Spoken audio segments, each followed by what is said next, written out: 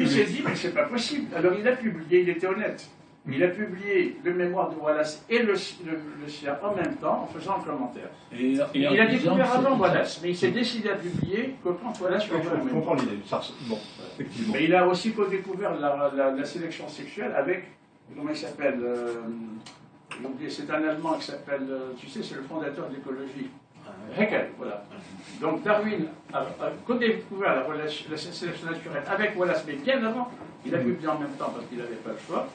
La sélection sexuelle, il a co-découvert avec Ernst Haeckel. Et ce que je voulais dire, effectivement, j'imagine Einstein prenant connaissance des travaux de Poincaré, s'il était à 100 lieues de penser à ça, si rapide qu'il soit intellectuellement, ça va pas signifier ça. Il fallait qu'il y ait eu un petit cheminement préparatoire avant. Bon, alors justement, c'est parce que c'est passé par Göttingen. On peut penser tout à fait normalement que Hilbert a tout de suite compris que c'était la solution. Quand il reçoit la note à l'Académie. Donc c'est Hilbert qui a tout compris avant Einstein, alors que... Oui, non, mais bien sûr. Mais alors, le plagiat, c'est quand même risqué. On peut être foutu à la porte de l'université. Bon. Donc, sauf que là, il faut le faire publier rapidement, avant que Poincaré développe tout. Hein. C'est important. Les plagiaires foncent. Et il faut le faire publier par quelqu'un qui acceptera de prendre le risque. Et évidemment, un jeune a plus à gagner. Un jeune ambitieux qui parle. Bon. Et oui. On pense que c'est Minkowski qui était à Göttingen, qui est allé voir Einstein, qui avait été son élève, et dont on savait qu'il avait déjà fait des plagiats de Gibbs et de Chmolosowski. Il avait fait des travaux qui étaient un petit peu dans la même veine aussi, Minkowski. L'histoire de Minkowski. Alors, ça, il faut voir. Max Planck doit être plein d'éloges pour Einstein pendant des années. Il va dire le nouveau Copernic. Et puis, en 1911, Einstein lui dit carrément « Je n'ai plus besoin de vous ». Et ils vont rompre. Or, c'est le 12 juin 1913 que Planck est chargé de faire l'éloge d'Einstein pour son intronisation à l'Académie des sciences de Berlin. Et il va en profiter pour glisser quelques vacheries. Dans le domaine de la théorie classique, Einstein s'est montré un maître dès le début de ses publications. Il a complété le traitement quelque peu abstrait de la mécanique statistique de Gibbs par une présentation physique intuitive. Oui, ben attention, c'est normal si l'on dit que ça vient de Gibbs. Si l'on ne le dit pas, c'est un plagiat. Hein. Et alors, furieux, Einstein va répondre dans Naturwissenschaften, ouais, au mois de novembre de la même année, donc 6 mois plus tard, c'est un mois plus tard, Max Planck als Forscher, c'est-à-dire en tant que chercheur scientifique. Le premier grand exploit scientifique de Planck est le troisième de ses travaux intitulé sur le principe de l'accroissement de l'entropie. Les résultats généraux de ce travail avaient été, à vrai dire, déjà démontrés 10 ans plus tôt par Gibbs. Et ceux qui avaient trait aux solutions diluées l'avaient été par Van 't Hoff. Mais les travaux de Gibbs étaient peu connus et difficilement accessibles. Autrement dit, ce fut déjà un exploit d'en reconnaître la valeur, etc. Autrement dit, Einstein répond « Ah, vous m'accusez d'un plagiaire, vous en êtes un autre, monsieur. » Sortement dit, c'est... On se copie mutuellement. Oui, mais il y a l'honnêteté ou pas. Et puis il y a la formulation, il y a les mathématiciens, les physiciens, enfin bref. Il y a eu des... Bon, les hommes sont les hommes, hein. Ils ne sont pas aussi honnêtes et courageux que les femmes. Bien plus, donc, quand on va quand je suis d'accord. On s'aperçoit que c'est toujours un petit peu plus complexe que ce qu'on imaginait. Je pense par exemple à la famille d'Einstein restée en Allemagne, ou je pensais aussi à la famille de, comment il s'appelait, de Freud, resté en Autriche aussi.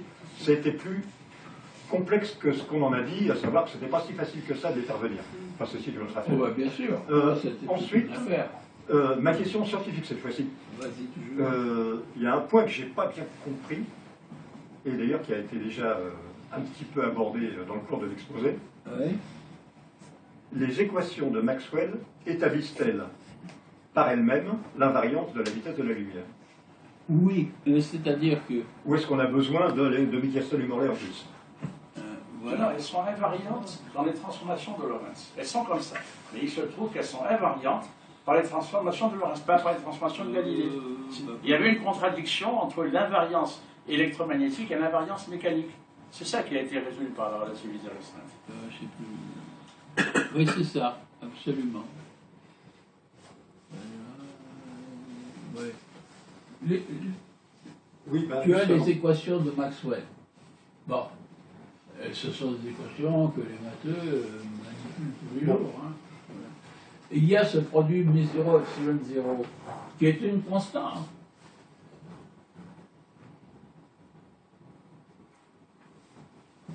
Et qui est l'inverse du carré d'une vitesse. Et cette vitesse, c'est 299 792 450. C'est-à-dire que le 246 mu0 et millions. le epsilon 0 sont déjà des vérités établies au moment où, Où où Maxwell au moment où Maxwell publie fait ses son travail. fait Ouais. son travail. Je peux dire un mot là parce que bon, Vas-y, toujours. Bon, tout ce qu'a dit Christian, évidemment, est tout à fait correct. Je ne vais pas contester l'exactitude de ce qu'il a dit, à part quelques fautes d'orthographe mineures. Oui, d'accord, merci. Alors, mon point de vue est le suivant, parce que c'est assez complexe cette histoire-là. Moi, j'ai lu les annales, tu sais, il y a eu le centenaire d'Einstein qui a été publié par la Fondation Louis de Broglie, les gens comme le Tchak, etc. Alors, toutes les thèses, toutes les hypothèses sont envisagées.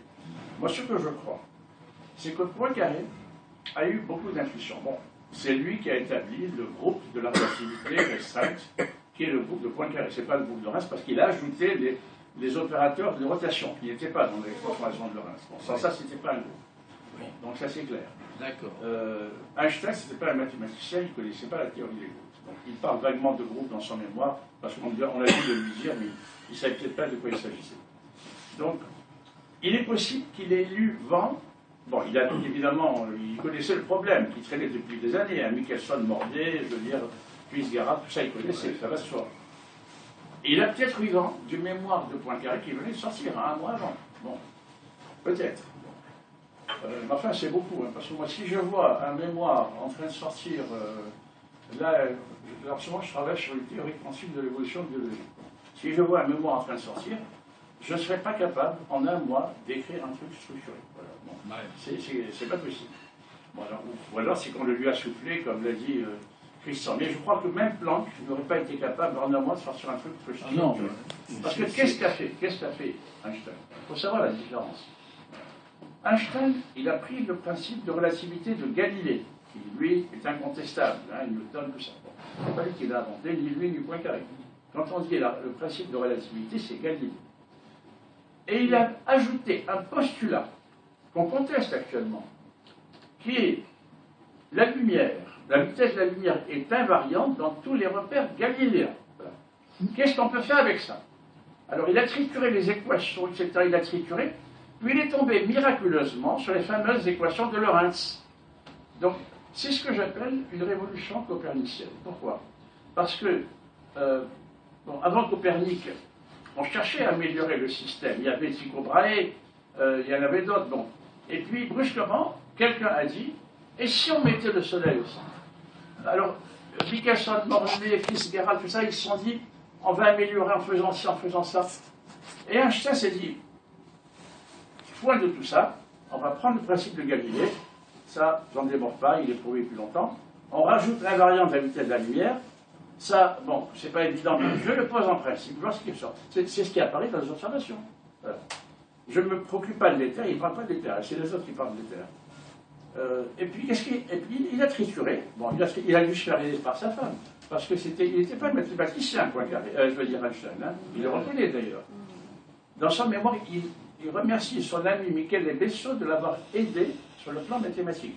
Et comme sa femme était aussi mathématicienne, je pense qu'il a dû se faire aider par eux pour la partie mathématique. Oui. Donc il a eu l'intuition copernicienne, je dirais, qu'il fallait prendre deux choses simples, le principe de Copernic, l'invariance de la lumière, et en sortir quelque chose. Alors, il s'est fait aider par des amis, et puis il a sorti brusquement. Il voit les relations de Lorentz qui sortent comme un pigeon d'un chapeau. C'est ça qu'il a fait. Alors, il est possible qu'il ait lu Poincaré, c'est même probable. Oui, mais dans le mémoire de Poincaré, il y a la transformation de Lorentz.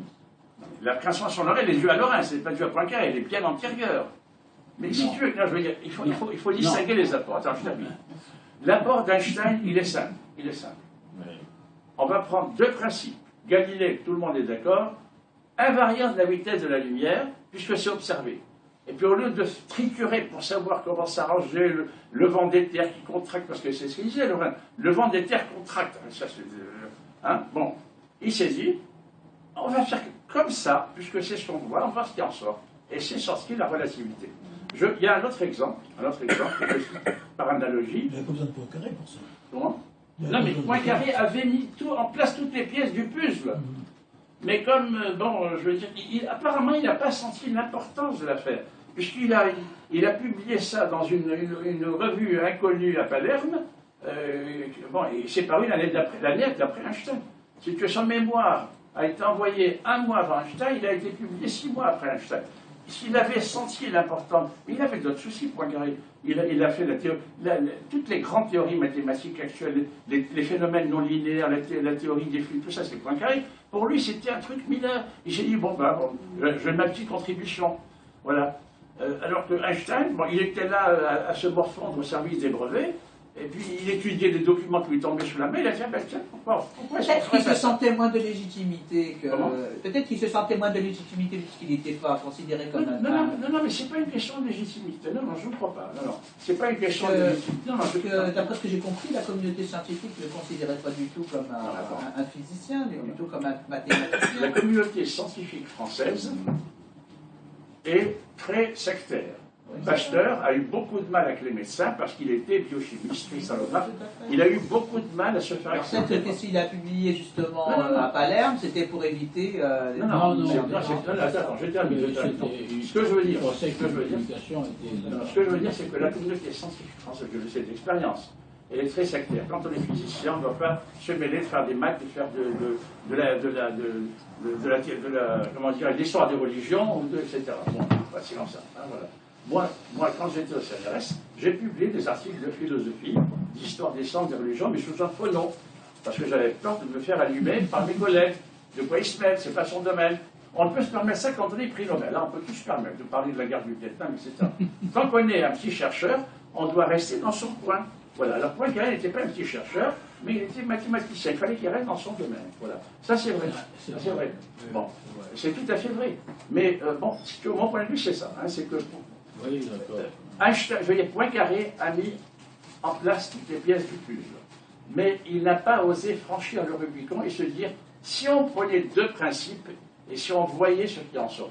Et je crois que ça aurait été beaucoup plus rapide qu'Einstein, parce que lui était mathématicien, en 3 jours il aurait réglé le problème. Alors qu'Einstein, il dut se faire aider par sa femme, par son copain, etc. Je crois que c'est comme ça que ça s'est passé. Voilà. Enfin, bon, vas-y.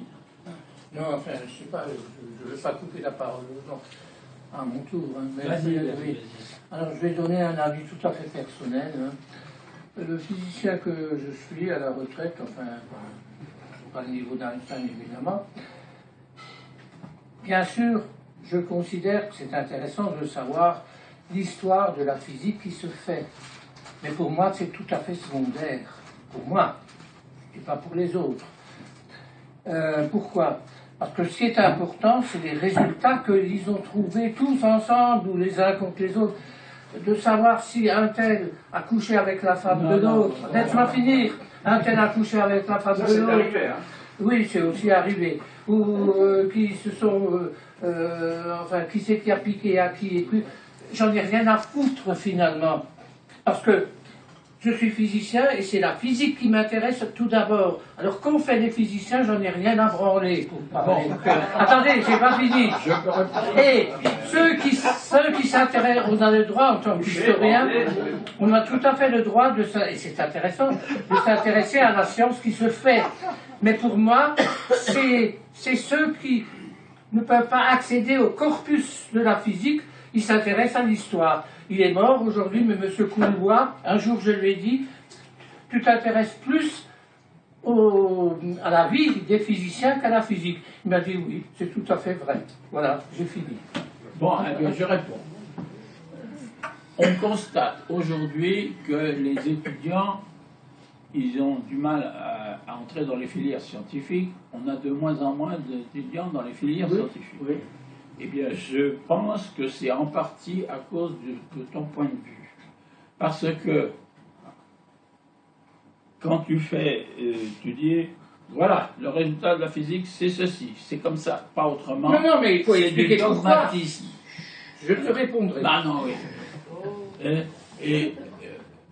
Les étudiants en forment des dogmatiques et c'est pas tellement intéressant. L'histoire de la physique est passionnante et elle a l'avantage de ne pas fabriquer des dogmatiques parce que quand vous voyez que un tel a pensé ceci, puis finalement c'était ça, non, puis encore et ceci, etc., ça vous donne des étudiants capables de comprendre que le progrès et admettre de nouvelles idées. Oui, je peux juste répondre rapidement. Non, mais laissez terminer. Oui, j'avais un professeur de physique mathématique quand je faisais mes études. C'est le meilleur prof que j'ai jamais eu. Ah. Oui, et il avait une double formation littéraire et scientifique, ou scientifique et littéraire. Et alors quand il écrivait tout ce qu'il disait au tableau. Il n'y avait pas des ordinateurs à l'époque et tout ça. Il écrivait définition. C'était des maths pour la physique, pour la mécanique de physique. Alors il posait la clé, posez-vous. Qu'est-ce que ça veut dire cette définition? Et pendant 10 minutes, un quart d'heure, il nous expliquait le sens, pourquoi on a choisi cette définition et pas une autre, etc., etc. Donc il faisait de l'histoire de la physique sans le dire. Et il disait pas un tel, un tel, un tel. Mais du point de vue complet, laisse-moi finir. Sinon ce que je dis, ça vaut rien, c'est de la merde. Et il disait tout 2 fois, et il écrivait lui-même, comme nous qui grattions, parce qu'il n'y avait pas d'ordinateur et tout, il écrivait tout au tableau, tout ce qu'il disait. Et quand il voulait qu'on écoute, il disait, ne notez pas ça, posez vos trucs. Et il expliquait même, c'est le seul professeur que j'ai eu qui expliquait le pourquoi du choix de telle définition plutôt que telle autre. Les autres, ils disaient des définitions, voilà, c'est comme ça, c'est la règle du jeu. Et puis, oui, mais il faut connaître les bons professeurs. Les bons professeurs expliquaient le sens du choix d'une définition plutôt qu'une autre. La jeunesse des idées est importante. Voilà. Et il faut remplacer, à mon avis, l'histoire, qui est intéressante, je ne dis pas le contraire, mais il faudrait faire un cours spécial d'histoire des sciences, par la jeunesse des idées.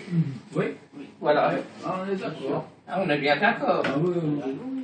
Oui, il y a quand même quelqu'un qui voudrait intervenir peut-être là-dessus, je ne sais pas. Justement, la discussion me pose la question si on est dans la discussion de vulgarisation ou la discussion de la vérité de la physique ou de la science pure. Et actuellement, on est déjà éloigné de la physique théorique, on fait uniquement la physique appliquée. Donc on ne discute plus de possibilités d'inventer quelque chose de compréhensible même un physicien ou autre. Donc on est un peu dans la question de vulgarisation. Non, on échange. C'était un cours de physique, donc moi je parle. Non, mais justement. Comme étudiant. Une question simple. Est-ce que l'espace est absolu ou pas? Même s'il bouge. Pour le temps, c'est un peu plus simple. Et pour la vitesse en conséquence. Mais pour l'espace, on a tellement de théories, et là, on est obligé de manger ce que la vulgarisation nous donne, et pas les scientifiques qui discutent entre eux parce que eux, ils sont occupés avec leur carrière et ne veulent pas être attaqués par n'importe quoi. Non, mais à la base même des mathématiques, c'est de l'ordre de l'expérience sensible, la base, les éléments de base de départ. Après, on construit. Mais à la base, ça sort toujours du sensible, qu'on le veuille ou non.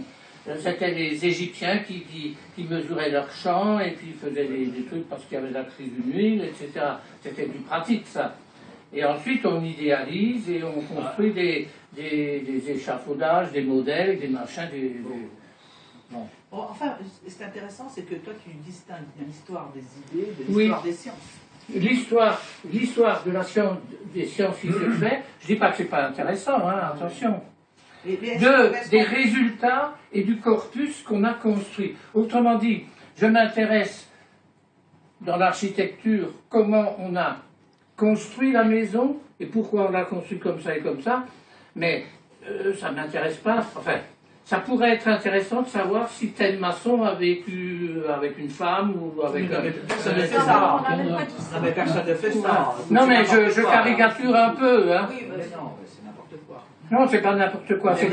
J'ai exagéré. Voltaire disait, pour faire comprendre les choses, il faut exagérer. Ou c'est Talleyrand disait, il faut exagérer pour que les gens comprennent.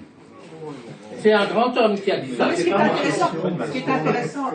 qui pourrait être intéressant, c'est le milieu dans lequel a baigné le scientifique qui lui a permis de faire cette découverte-là. Parce qu'il y avait toutes les conditions. Mais la même chose pour un artiste peintre, pour un musicien. Non, mais encore une fois, ou bien je fais de la physique, et alors je vais faire l'histoire de la physique, ou je fais l'histoire de la physique, qui est très intéressante, je ne dis pas le contraire.